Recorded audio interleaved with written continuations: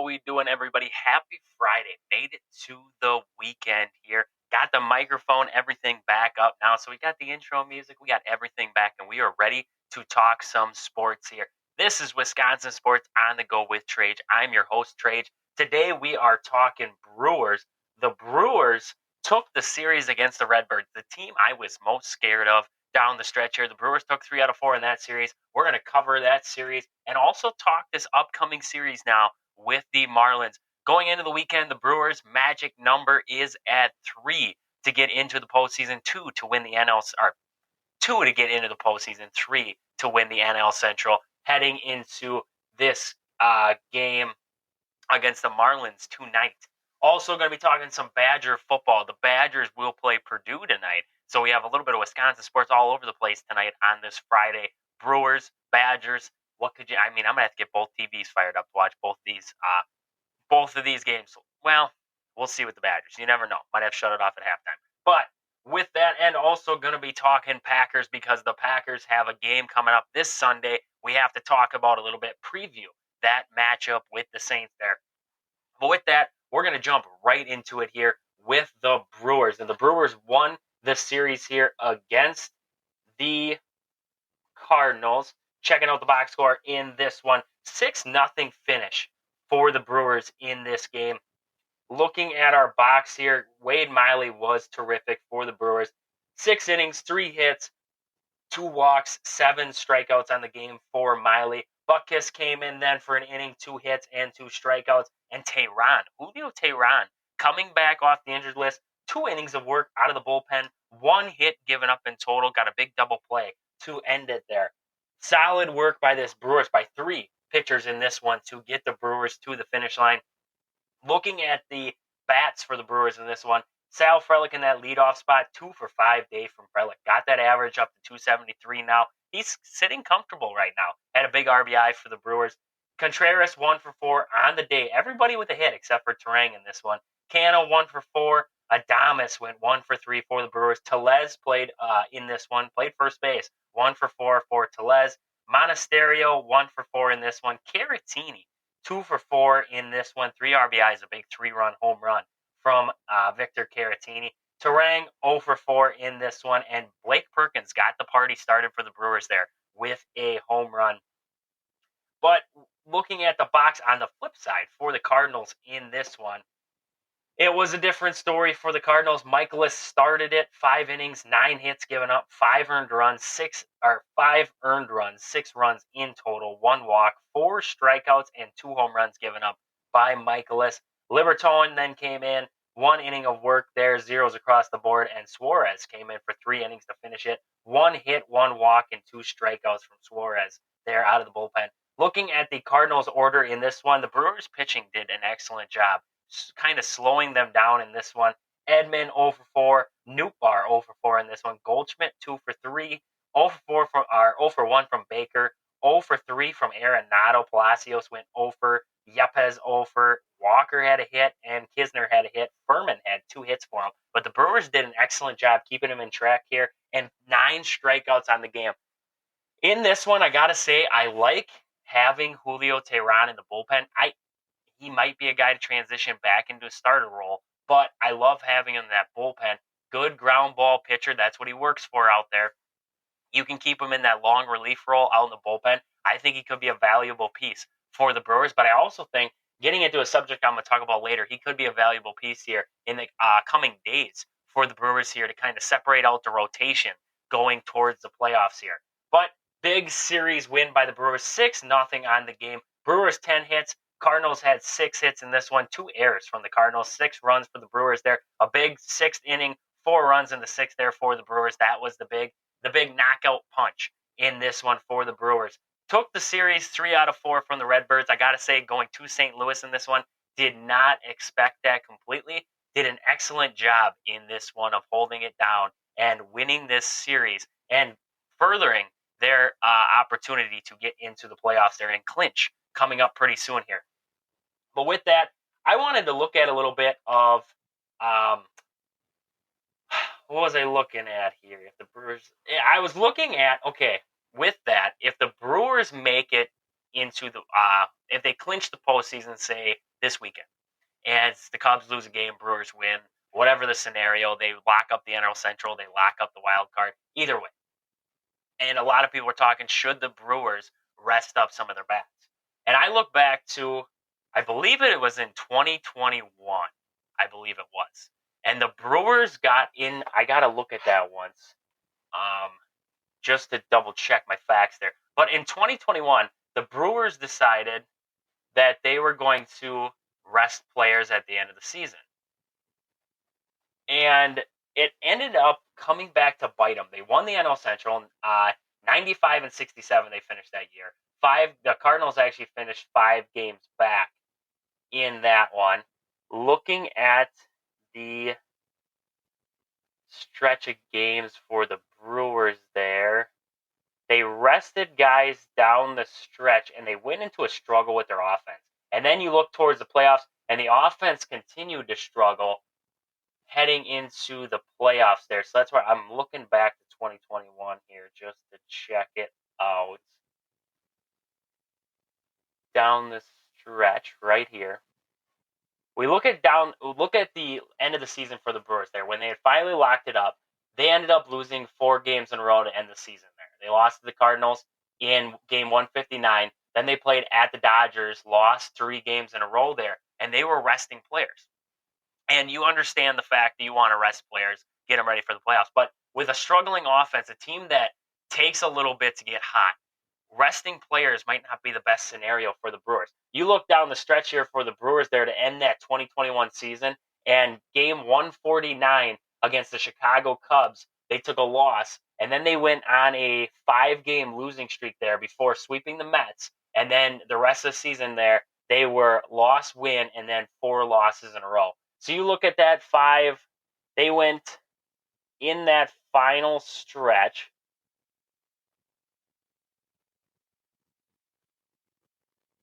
They went 4 and 10 in that final stretch at end 2021. And that was with resting players, trying to get players ready for the playoffs, keep them off their feet, and all that kind of good stuff. But that's where I worry with the Brewers, with the struggle of the offense. Do you really want to rest players in that situation? It has taken all season to get a couple hits out of Willy Adames here and there. Do we want to sit him heading towards the playoffs? If we were going to sit Willy Adames, we should have sat him a long time ago. So getting towards the playoffs, do we want to continue to get these guys? Yeah, they need their rest here and there, but I'm not sitting my main guys. I'm letting them stick it out. Even if you let them play for 6, 7 innings in a game, then you start pulling some of your veteran guys, the older guys, Mark Canha, or even Christian Yelich if he comes back, to give that back a rest. If you want to pull them out later in the games here, that's fine, but you got to get them work in these games. That'd be like sitting Devin Williams for this final stretch here. You clinch it up. Well, we don't need him to come in the 9th anymore. We want to keep him healthy for the playoffs.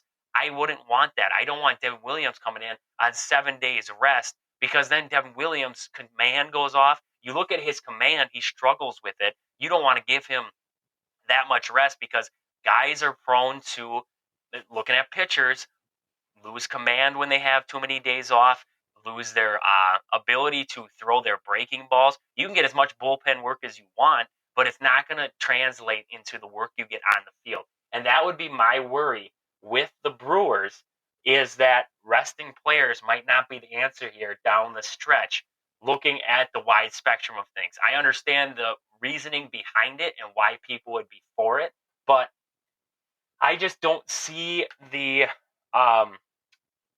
what it's going to benefit the Brewers besides trying to avoid injury.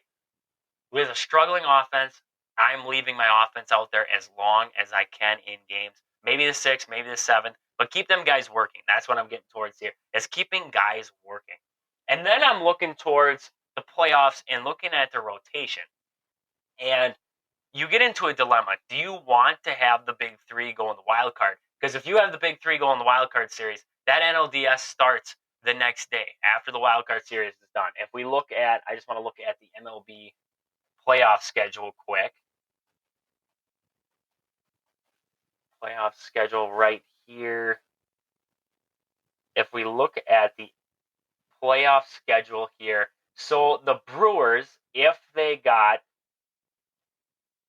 into the wild card, they would play. Well, they're going to get into the wild card, But their first game would be on October 3rd, and they would have the NL wild card number 3.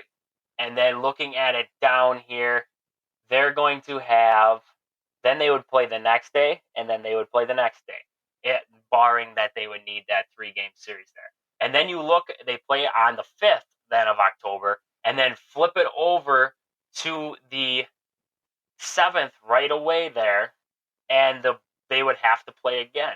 So if you pitch, say, Burns game 1 of the wild card series, Burns would not be available, and barring that you go on short rest, he would not be available right away in the division series. Looking at the wild card, that's on the 3rd. The 7th would be the division series, so Burns would actually not be available until, barring that he goes on short rest, would not be available until the 9th.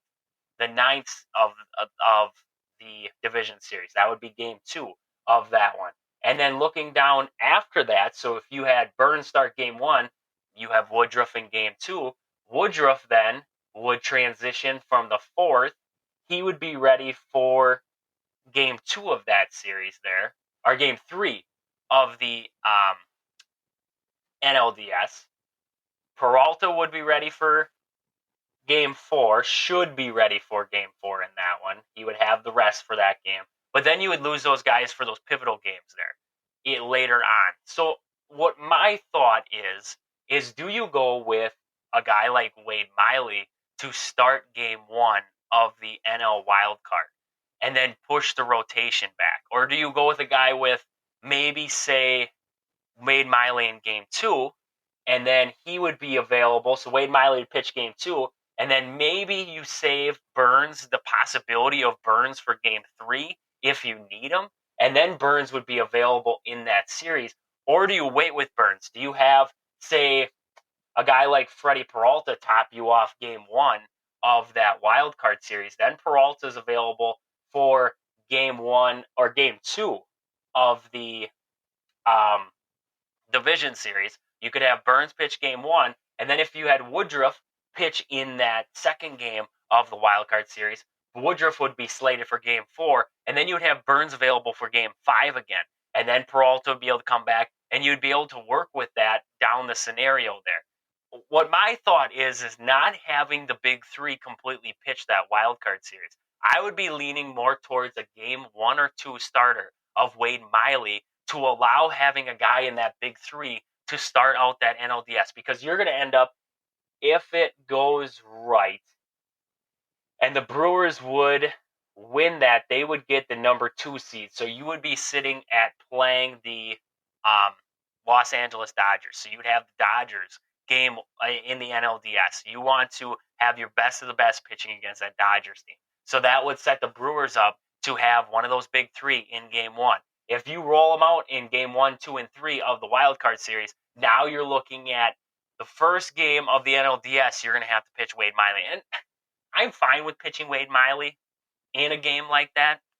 But who would you rather have? Would you rather have Wade Miley starting for you game 1, or would you rather have Brandon Woodruff, Corbin Burns, Freddie Peralta, one of those guys coming in there? You look at what Burns did the last time he faced the Dodgers. He took a 0-0 game into that 9th, and then, well, Pampas blew it, or was it in the 8th? I think it was in the 8th. Pampas blew it. But either way, I'm looking towards possibly having one of the last 2 guys in your rotation, Julio Teheran, or maybe a guy like Julio Teheran, a guy like Adrian Hauser, maybe specifically Wade Miley, start that game 1 or 2 of the wild card and give your big 3 that chance to pitch right away in the NLDS. That's where I'm looking towards the Brewers right now, heading towards the playoffs, and what their rotation should look like going into there.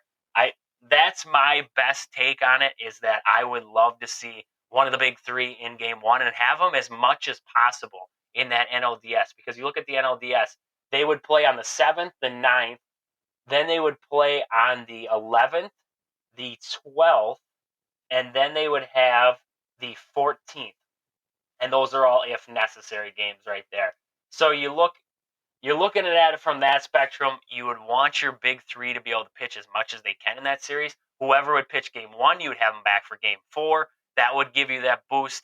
That's what the Brewers need, is to have the big three as much as they can in these playoffs, because we've relied on pitching all season long. We got to be able to rely on it in the playoffs to have the big three out there. We don't want to rely on the offense, because I'm not 100% sold on the offense for the Brewers. Now, if I'm looking at the postseason lineup, what I would love to see for the Brewers come the postseason is, with this Brewers team, looking at who would be best in each spot. And I think pondering on it, I've been thinking about it for a while here.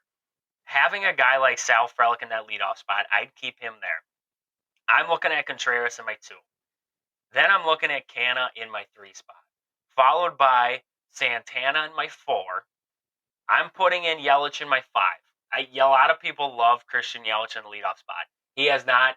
If it's his back that's been aching him and that's why his bat's declined, okay. If it's just his hands are getting slower, he's getting a little bit older, hands are getting slower, that's my take on it. But there's multiple ways you can look at it. If it's his back that's been bothering him and that's why he's been struggling, okay. But who knows what we're going to get back from Christian Yelich. So I got Christian Yelich in my 5 spot in the order there. So I have Frelick sitting, I'm going to put Frelick out in center field.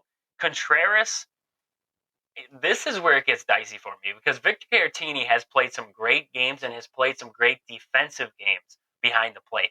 Contreras could roll into that DH spot. Caratini could be the catcher for this team in the playoffs. You look at team success in the past, look at what the Astros, I know everybody hates the Astros, but look at what the Astros did with Martin Maldonado in their catcher spot. Martin Maldonado was not a great hitting catcher. He comes up with timely home runs. We saw that. Had a timely home run against the Brewers. He comes up with timely home runs, comes up with once in a while he'll get you a hit. But we know this as Brewer fans, having Martin on this team back in the day, he's not that great of a hitter. So with that, I would be okay with maybe a guy like Victor Caratini in that catcher spot. But my lineup so far: Frelick in center field, Contreras at my catcher spot, we'll say for now. Mark Canha in that lineup, I'm putting him in he would be in my DH role for this lineup here. Carlos Santana is going to be my first baseman. Then I'm rolling Yelich. He's going to be out in left field. Then I'm rolling Monasterio at, I'm going to say, second base for this one. I love Terang on defense. His bat is not there. Maybe he gets hot over this last week, and then you roll that into the playoffs. But right now, I'm looking at Monasterio at second base, followed by Josh Donaldson at third base. And then I'm looking at, what do I got so far? Adames. I would move Adames down to the bottom of the order. I know he's producing a little bit there at the top, but in this, where this is heading right now, I think you got to keep your more consistent bats at the top, and that's who I'm rolling with right now. So I'm moving Adames down. And then in right field, I know there's a lot of Tyrone Taylor lovers out there, and they really think Tyrone Taylor should be out there. I've been impressed with Blake Perkins since he's come back from the injured list. I think Blake Perkins is a great defender. I think he's got a very good plate discipline and a good contact bat at that 9 spot for the Brewers. Tyrone Taylor is a thump. He adds that thump. And I think adding that thump off the bench would be okay for the Brewers. But I look at Blake Perkins to be in my 9 spot, just like he was. You look at yesterday's game against Cardinals, he batted in that 9 spot. I like Blake Perkins in that 9 spot playing right field for the Brewers here. If you don't have a guy like Garrett Mitchell come back and Garrett Mitchell starts to produce, then I look more towards Garrett Mitchell to be in that 9 spot for the, or with Garrett Mitchell coming back, that dices up my lineup. But I would have him in my 9 spot then. I like Garrett Mitchell in that 9 spot. He adds a little bit. He's got a little bit of pop, but he's got speed. And putting him in that 9 spot, I think that could be huge for the Brewers there. Get him on, let him run. That's where I'm looking at Blake Perkins too, him getting on and being able to advance bases here for the top of the order. The guys like Frelick and Contreras, Canha, the big bats in this lineup, the producers that we're looking for. That's where I'm looking towards the Brewers lineup right now, heading towards the playoffs right now. I mean, that could change too. And you look at the playoffs there, and you look at it statistically, and home runs are actually, looking at the playoffs, team record by number of home runs hit, 2015 to 2022 postseason. I thought this was interesting. Looking at the chart here, in the playoffs, Teams who hit 0 home runs in 178 games, they're 43 and 135. Looking at teams who hit 1 home run in a game, 211 games, 105 and 106. 2 home runs in a game, 97 and 52. 3 home runs, 38 and 11. 4 home runs, 16 and 3. You get the gist. You go down the list there, you add home runs, you get a better record. It goes all the way up to 6. They're 1-0 in games. So looking at the Brewers team, a team who struggles to hit the home run ball, they have the ability, they have that timely thump in this lineup, but they don't consistently hit the home run ball. That's not what the Brewers do. They are more of a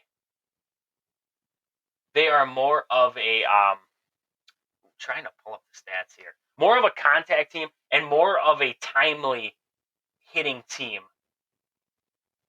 And looking at the stats, the Brewers are not close to the top here in home runs hit this year. And that's where I'm looking. So going towards the playoffs here, I don't think it's more or less the amount of home runs you're going to hit. So timely home runs in this one is what I think is going to be more of the factor. Not the we can hit 3 solo shots against you. I think it's going to be leaning more towards, can guys like Santana, Contreras, even a guy like Yelich, Adames, just these bigger bats, Josh Donaldson, we added him basically for his power. Can those guys produce in timely spots the big home run ball? Looking at like situations where you have first and second with 2 outs, can they come up with a big hit? And you looking at those stats, statistically it says that you have to hit home runs to win these playoff games.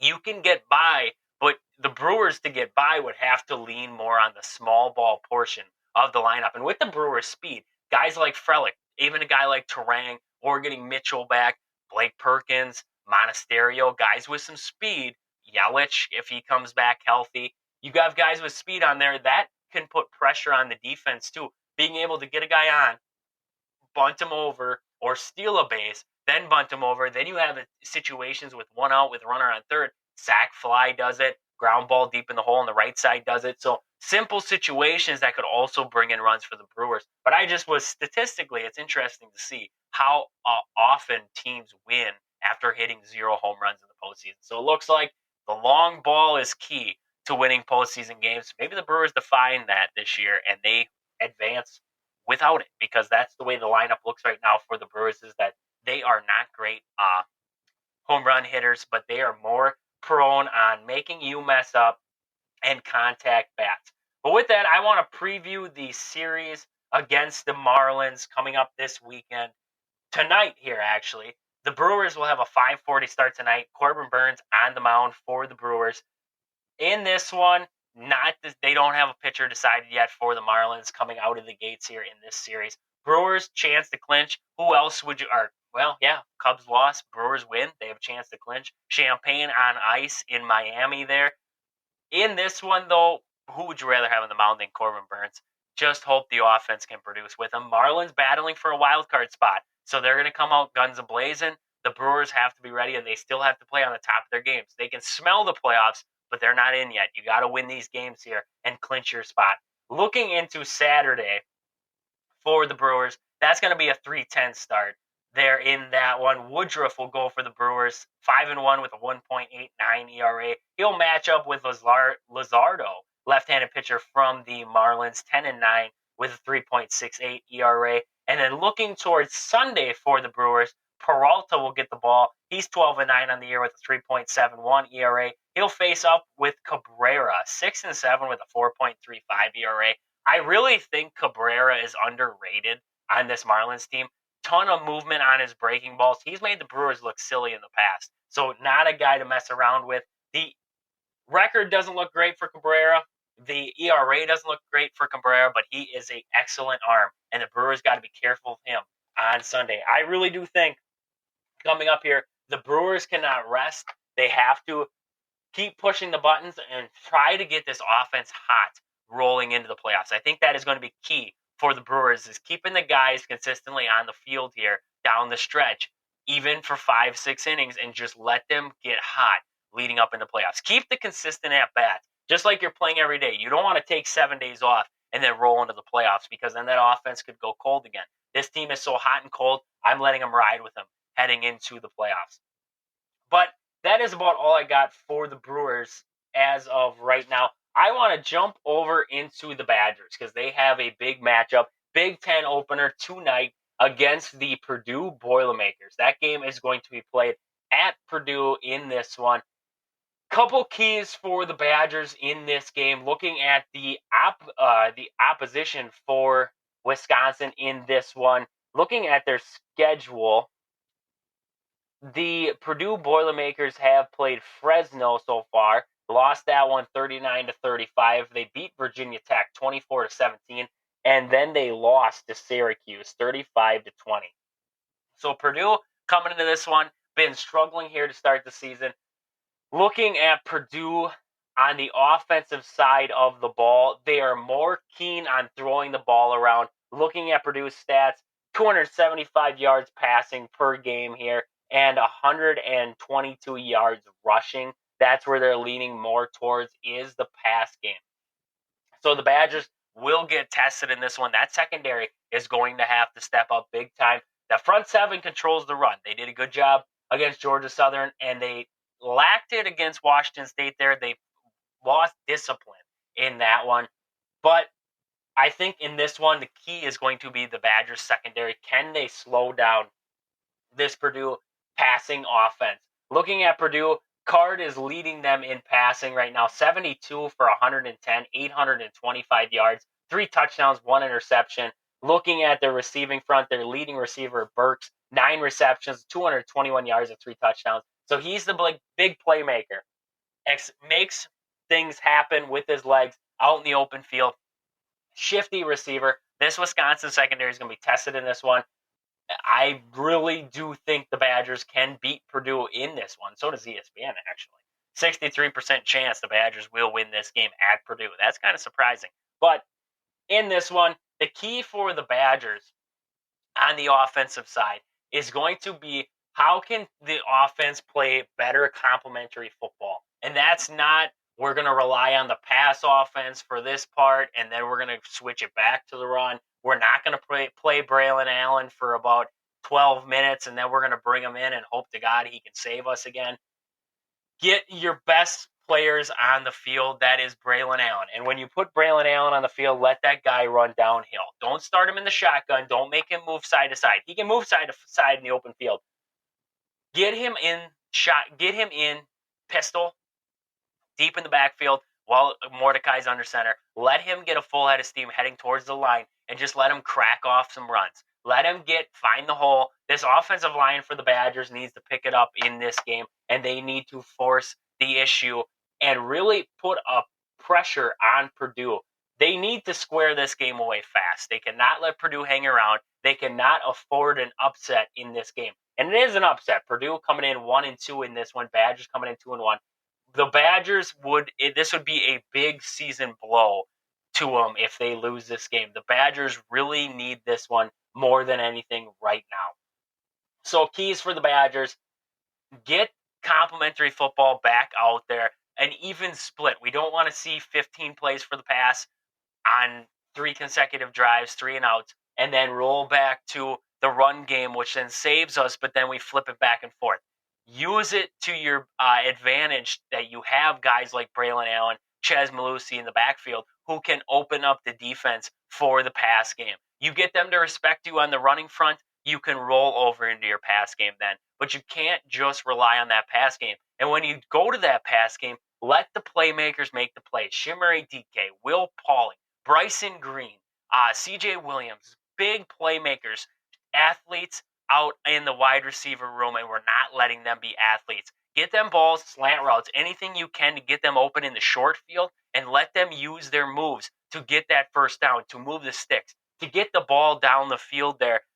Nice and methodic. I mean, you don't have to run this. We have to go for 100 yards on the first play of the game. Let's crack it off for 10, and then run it with Allen. Get 5, and then run it again.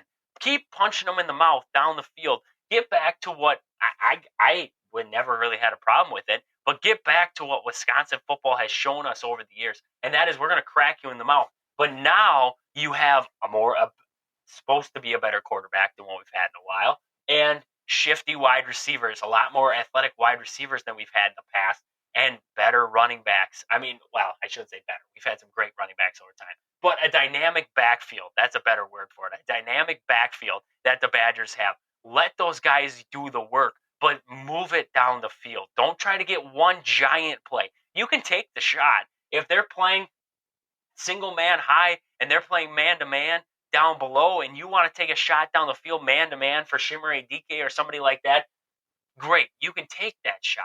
But don't take that shot. Don't force it. Don't force the issue. Let the offense work. Let the running backs work and get the offense to or get this defense to spread out or suck it in and load the box. And that way the passing game will open up. If you get that passing game going, the defense won't know what to do. They're going to have to throw schemes at you. They won't know what they're going to be so out of sorts out there. That's when you take advantage of this Purdue team. But that is about all I have for the Purdue and Badger game. Starts tonight at 6 o'clock on FS1. So make sure you're tuning in. Next, we're going to be checking out the Packers. Coming up on Sunday, they have the Saints. This will be at Lambeau Field.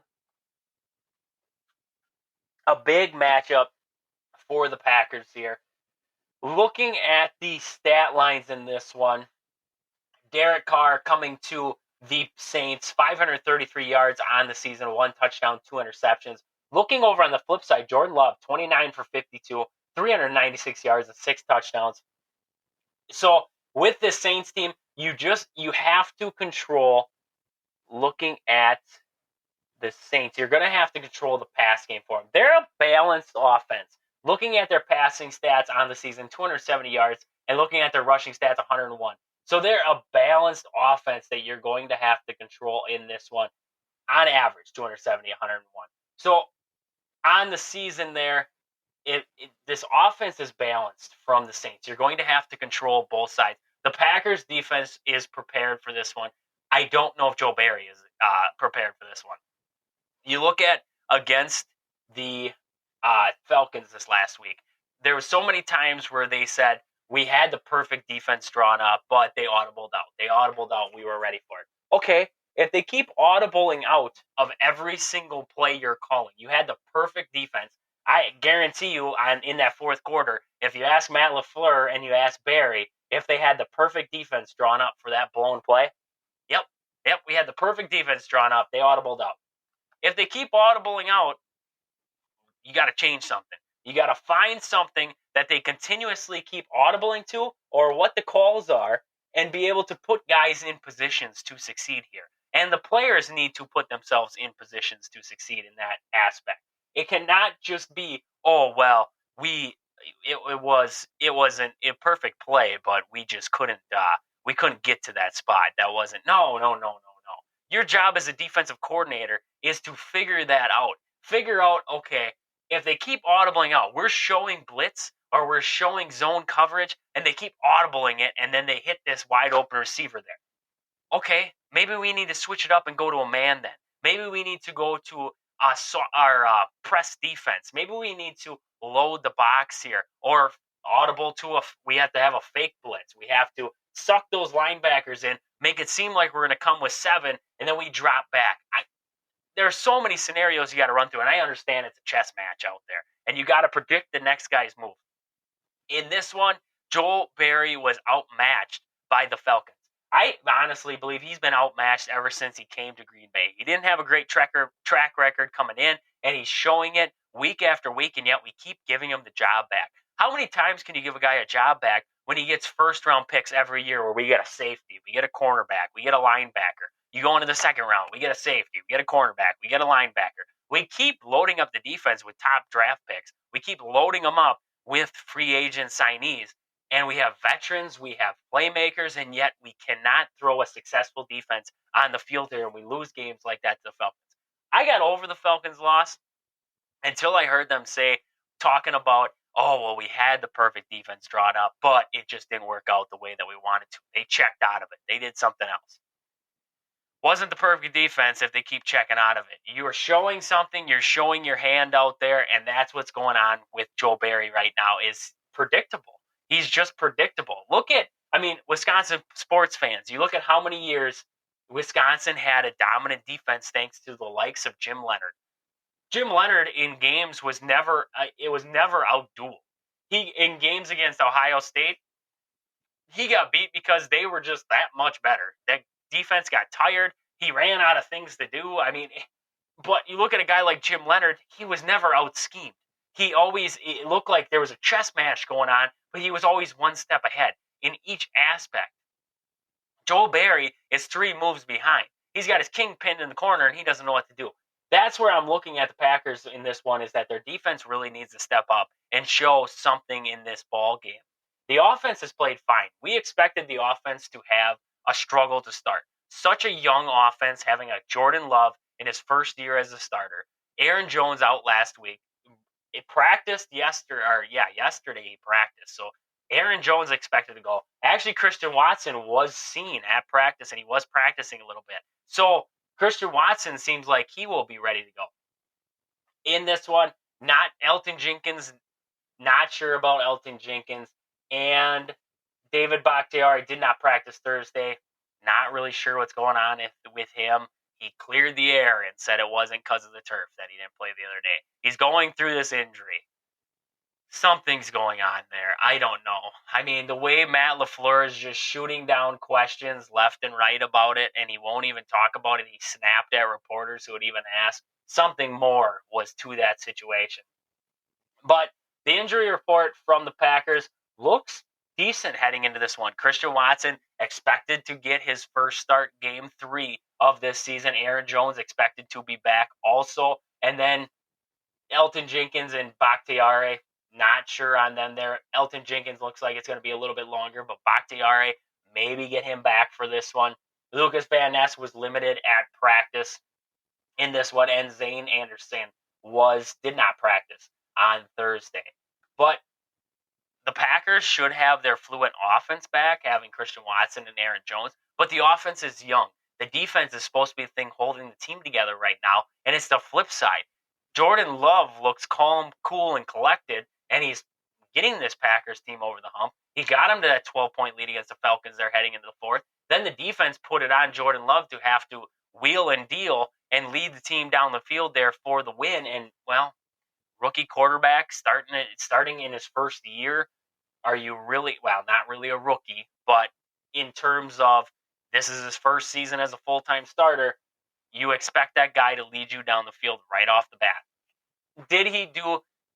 Should he be able to at some point? Yes, Jordan Love should be able to put together a game-winning drive. They put him in that spot by the defense slowing down, getting out-schemed in this second half against the Falcons. Hope to see a better performance by the Packers defense in this game against the Saints. It's going to be a lot of controlling Derek Carr and Olave from the Saints.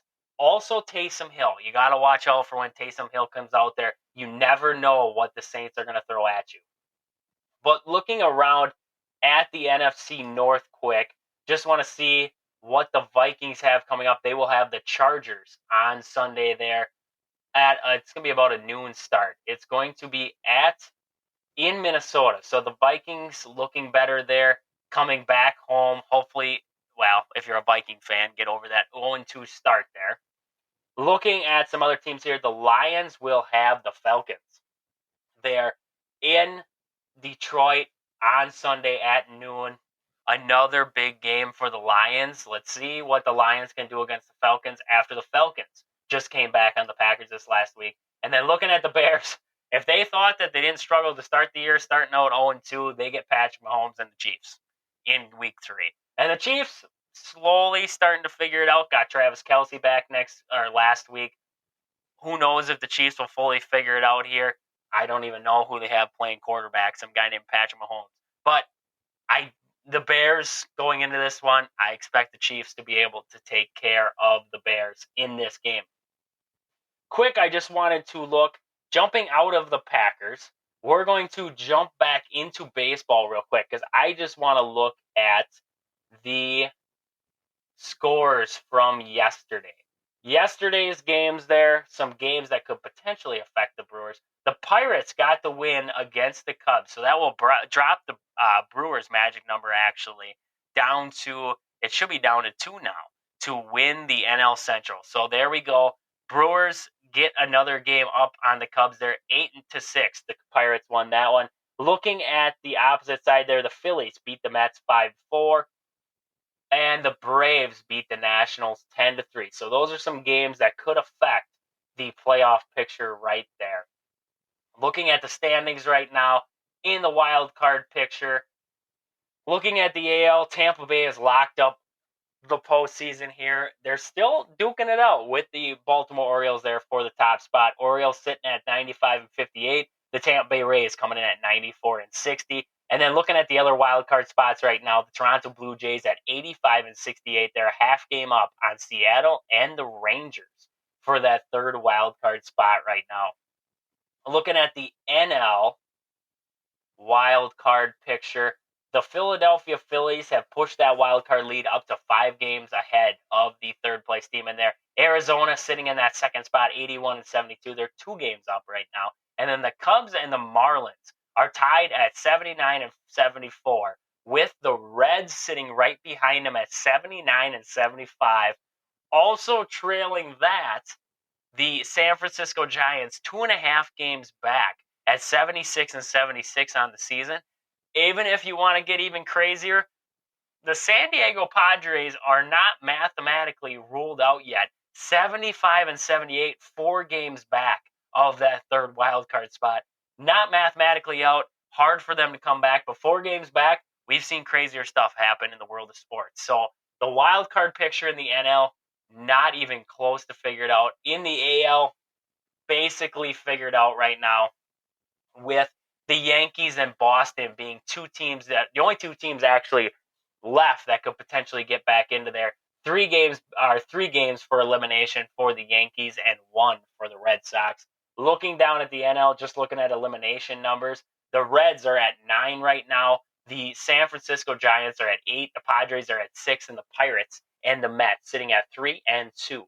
So the NL wildcard picture far from figured out, but the AL sort of just working its way out there with who's going to win it, the Baltimore Orioles or the Tampa Bay Rays, and then can the Rangers get in ahead of Seattle, or will Seattle take that last wildcard spot? But with that, that is about all I got for today. All I know is that the Badgers play tonight, 6 o'clock start there on FS1 from Purdue. And then looking at the Brewers, they're going to have a 5:40 start tonight against the Marlins. So a big day for Wisconsin sports. And who else to cover it than Wisconsin sports on the go? It has been great talking with you guys. I hope you guys enjoyed it. We will catch you guys next week. Deuces, Brew Crew.